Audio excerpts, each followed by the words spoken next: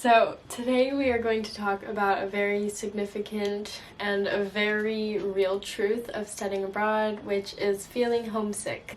I remember in the meetings prior to coming to study abroad, the instructors had warned us about feeling homesick. I remember thinking to myself, like, I'm not gonna feel homesick. I was like, I'm gonna be in another country and it's all gonna be so exciting and I'm just gonna soak up every single little moment of it. It was a huge reality check when I got here and I was like, dang, I really miss my home. So we are halfway through the 6-month study abroad semester or term, and I feel like now I can say I really understand what it means to be homesick or to have these really strong feelings of missing home. And I would also say that one of the biggest lessons that I've learned here is that home is not only a place, but home is also a feeling. I don't think that being homesick is something that just goes away with time or something that you just experience once and then it's just gone.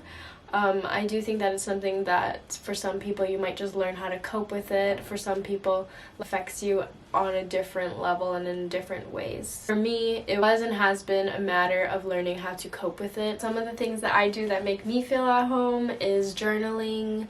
I brought my journal from home so I can always reminisce on old pages and also write in on new pages. And journaling has been a part of my life for quite a few years now, so that is always a good familiar feeling. It's a way for me to express my feelings and just feel safe in this space of my journal. Another thing that I've been doing is yoga. I actually joined the yoga society here at Roehampton, so that's been really nice. We do yoga 2 times a week for an hour in the room. Nice to have a little community of people just doing yoga. And then I also do yoga in my room right here. Actually, I'll set out my mat, and even though it's a small space, it's just enough space. Another thing that I do is talk to my family or my boyfriend as often as I can. I'm 10 hours ahead of my family here, so when I'm waking up, they're usually going to sleep, and vice versa. When I'm going to sleep, they're usually waking up, so there's always those moments in between where we make time to talk to each other. Another thing I've been doing is cooking.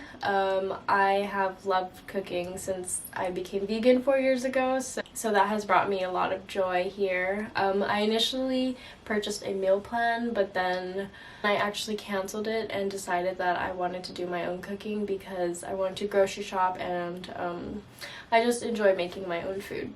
And with cooking, I want to note that I bought a pan here, and it was significant for me because I don't usually buy extra things, but they actually gave us a pan, but it was kind of a low quality pan, so I needed another one. So I bought myself a new pan, and it made cooking so much more fun and enjoyable. On that note, just remembering that it's okay to spend a little extra on yourself if you know that these things will bring you happiness and joy. It's very worth it.